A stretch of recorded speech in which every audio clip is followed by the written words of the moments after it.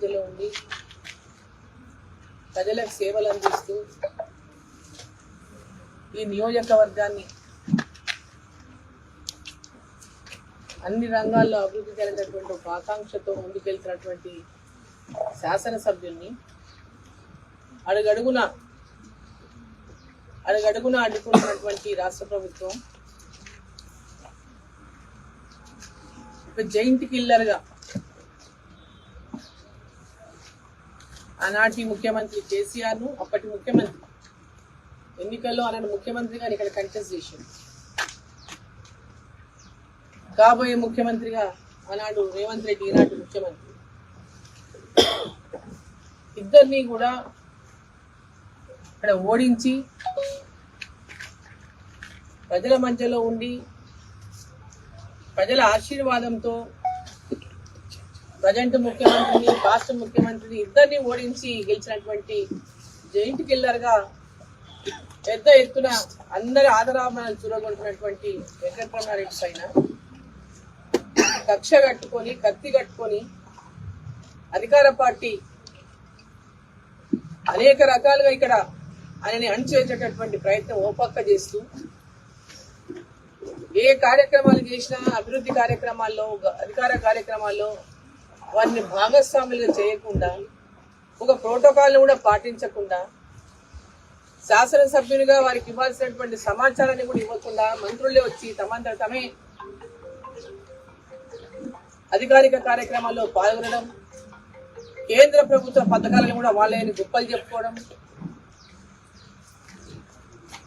ఈరోజు అడుగడుగున అణిచివేసినటువంటి విధంగా వారిపైన ఈ రాష్ట్ర ప్రభుత్వం ఒక పక్క కుట్రలు పందుతున్నది, రాష్ట్ర ముఖ్యమంత్రి ఒక పక్క కుట్రలు పందుతున్నాడు. డైరెక్ట్గా మీరు ఆయన సమాచారం ఇవ్వాల్సిన అవసరం లేదు, మీరు డైరెక్ట్గా మీరు ప్రోగ్రాములు చేసి వెళ్ళిపోండి అనేటువంటి విధంగా వాళ్ళ మంత్రులు వచ్చి ప్రోగ్రాములు చేసుకొని వెళ్ళిపోతున్నారు. మరి ఇక్కడ 9 సార్లు పోటీ చేసి 7 సార్లు ఓడిపోయి 2 సార్లు మాత్రమే గెలిచినటువంటి నాయకుడు కాంగ్రెస్ పార్టీ నాయకుడు షబ్బీర్ అలీ గారు ఇవాళ శాసనసభ్యుడి పైన ఇంటి పైన దాడికి పురమాయించి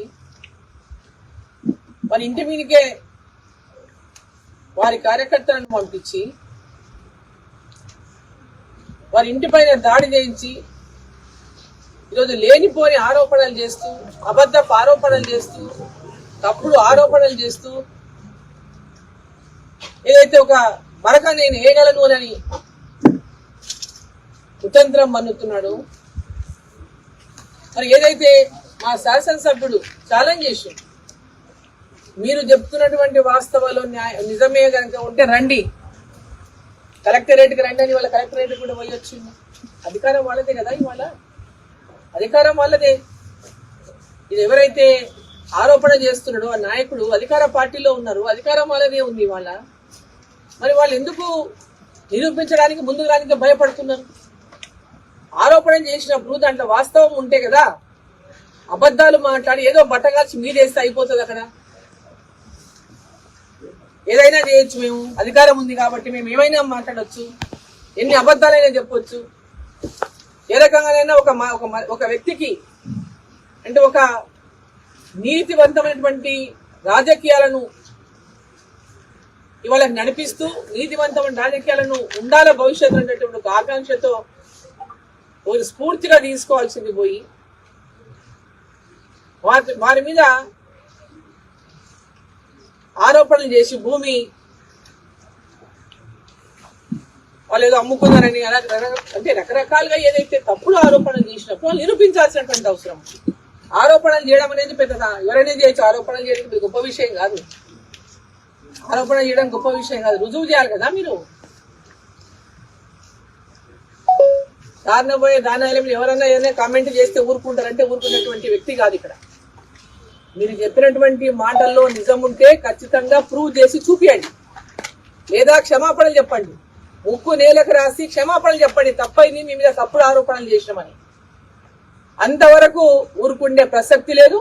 ఖచ్చితంగా మీరు చెప్పిన మాట నిజమైతే మీరు ప్రూవ్ చేయాలి. ప్రభుత్వం మీదే, ఇక్కడ కలెక్టరేట్ మొత్తం మీదే, పోలీస్ వ్యవస్థ మొత్తం మీదే. కొత్త కాగితాలు సృష్టించి కూడా పెట్టండి, చూద్దాం, అది కూడా చూద్దాం. ఇప్పటిదాకా ముందుకు రాకపోగా కేవలం ఒక ఆరోపణ చేసి ఒక వ్యక్తి మీద, ఒక మచ్చలేని నాయకుల మీద ఒక మచ్చ మేము వేస్తామనేటటువంటి విధంగా వాళ్ళ అహంకార ధోరణిని ప్రదర్శిస్తే ఇలా చూసుకుంటడానికి ఎవరు సిద్ధంగా లేరు.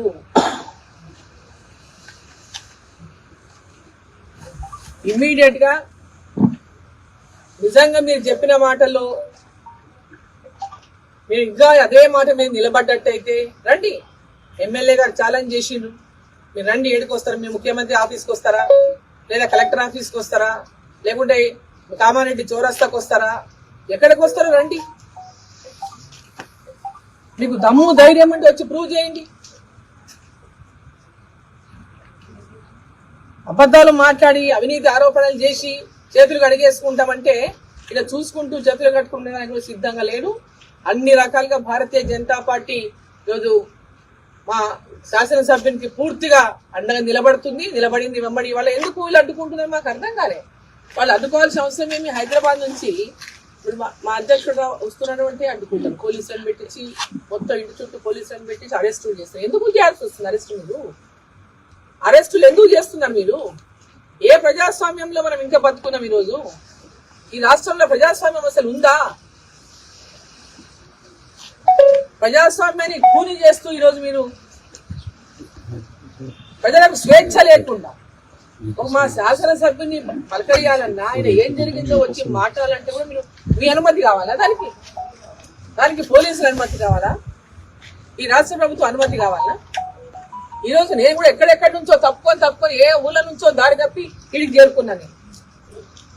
ప్రతి అడుగున అనేక చోట్ల పోలీసులు అంటే ఎక్కడెక్కడనో సమాచారం ఇస్తే ఎక్కడెక్కడనో తప్పించుకొని మేము ఇక్కడికి చేరుకున్నాం. ఎందుకు? మా ఎమ్మెల్యేని కలుసుకోవడానికి వచ్చి మేము గొడవ చేయడానికి వస్తున్నామా, లేదా కొట్టనీకి వస్తున్నామా, లేదా మేము దాడి చేయడానికి వస్తున్నామా? మా శాసనసభ్యుని కలుసుకునేటటువంటి స్వేచ్ఛ కూడా మాకు లేదా? ఏ రకమైనటువంటి సందేశాన్ని మీరు తెలంగాణ పిల్లలకి ఇస్తారని చెప్పి ముఖ్యమంత్రి గారిని అడుగుతా ఉన్నాను. ముఖ్యమంత్రి గారు, ఇక్కడ మీరు ఓడిపోయింది కామారెడ్డిలో, ఎలక్షన్లు అయినాయి, ఓడిపోయిండ్రు. కేసీఆర్ ఓడిపోయిండ్రు, మీరు ఓడిపోయిండ్రు. ప్రజలు ఇక్కడ వెంకటరమణారెడ్డిని ఆశీర్వదించారు. మీరు వారి గెలుపును వెల్కమ్ చేసి ఈ ప్రాంతంలో పూర్తి అభివృద్ధికి సహకరించాల్సిన బాధ్యత ఈ రాష్ట్ర ముఖ్యమంత్రిగా మీ మీద ఉన్నది. ఎందుకంటే మీరు ఇక్కడ కంటెస్ట్ చేసిండ్రు, గుర్తుపెట్టుకోండి ఒకసారి. ఇక్కడ పోటీ చేసిండ్రు, గుర్తుపెట్టుకోండి ఒకసారి. కక్ష సాధింపులు చేసి ఎమ్మెల్యేని ఎక్కడ కూడా ప్రోటోకాల్ లేకుండా చేసి దాంతో మీరు గొప్ప అనిపించుకోరు. నిజంగా ఒక శాసనసభ్యుడిగా గౌరవించి ముఖ్యమంత్రిగా మీ బ్రాడ్ థింకింగ్ ని, మీ బ్రాడ్ మైండ్ ని, బ్రాడ్ హార్ట్ ని ఈరోజు చూపించాల్సిన బాధ్యత మీ మీద ఉన్నది. అయిపోయింది, ఎలక్షన్లు అయిపోయినాయి, గెలుపు ఓటంలో అయిపోయింది. ఓతోనో గెలిచిండు, ఓతోనో ఓడిండు, మీరు అయిపోయింది, ముఖ్యమంత్రి అయిపోయింది. మరి ఈ ప్రాంత ప్రజలకు వారు కూడా అనేక హామీలు ఇచ్చుంటారు. మీరు కూడా ఇచ్చింటారు ముఖ్యమంత్రిగా. ఆనాడు నేను ముఖ్యమంత్రి అయితే నేను ఇది చేస్తా అది చేస్తా అని చెప్తారు. ఇక్కడ ఓడినా గెలిచినా ఇవాళ ముఖ్యమంత్రిగా మీ రాష్ట్రానికి ఉన్నారు. మీరు ఇలా ఓడిపోయినా ఓటమి ప్రజలకు ఇచ్చినటువంటి హామీ నిలబెట్టుకోవాల్సిన బాధ్యత కూడా రాష్ట్ర ముఖ్యమంత్రిగా మీ పైన ఉంది. శాసనసభ్యుడు ఈ ప్రజల యొక్క అభివృద్ధి కోసం, ఈ ప్రాంతం యొక్క అభివృద్ధి కోసం ఏ రకమైనటువంటి డెవలప్మెంట్ పైన వారు మిమ్మల్ని మీకు లేఖలు రాసినా, మీకు ప్రజల రిప్రజెంటేషన్లు ఇచ్చినా వాటి అన్నింటి కూడా ఖచ్చితంగా వాటిని ఒక మంచి మనసుతో స్వీకరించి వాటిని అన్నింటినీ కూడా శాంక్షన్ చేసి ఈ ప్రాంతం అభివృద్ధి కోసం కృషి చేయాల్సిన బాధ్యత కూడా రాష్ట్ర ముఖ్యమంత్రి పైన ఉంటుంది. అంతేగాని మనసు చిన్నది మనిషి చిన్నది కావద్దండి. ఎవరిళ్ళకి వెళ్ళి ఇచ్చేది ఏం లేదు. ప్రభుత్వాలు ఎవరైనా ఉండొచ్చు. మొన్నటిదాకా 10 సంవత్సరాలు ఉన్న వాళ్ళు మేము తప్ప ఇంకా 30 ఏళ్ళు మేమే ఉంటాం అనుకున్న వాళ్ళు ఇవాళ లేరు.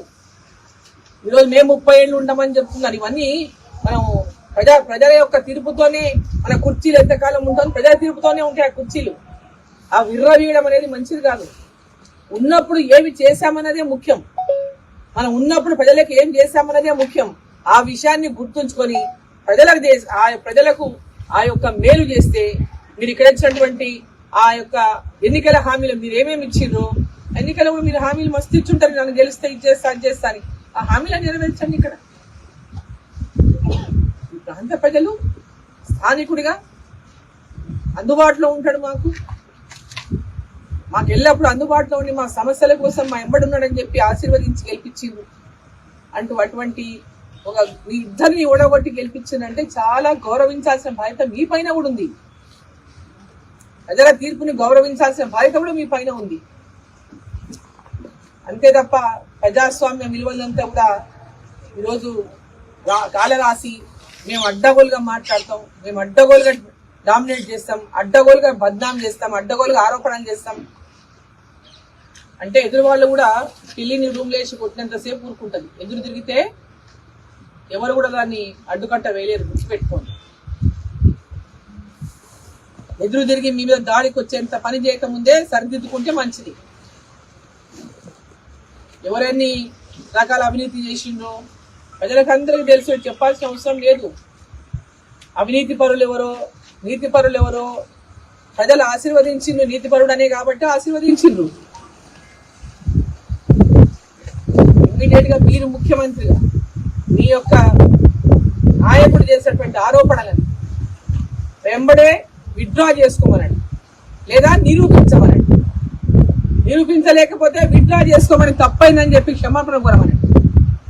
అది మీ యొక్క గొప్పతనానికి ఒక ముఖ్యమంత్రిగా, ఒక పెద్ద మనిషిగా, ఈ రాష్ట్రానికి ముఖ్యమంత్రిగా, రాష్ట్రానికి పెద్ద మనిషిగా మీ బాధ్యత మీరు నిర్వర్తిస్తారని చెప్పి నేను భావిస్తున్నా. ఈ ప్రాంతంలో ఉన్నటువంటి ప్రజలకు అందరికీ కూడా అభివృద్ధి పట్ల, శాసనసభ్యుని పట్ల ఒక గౌరవాన్ని ఇచ్చి ప్రోటోకాల్తో సహా ఈ ప్రాంత అభివృద్ధి కూడా మీరు తోడ్పడతారని చెప్పి నేను భావిస్తున్నా.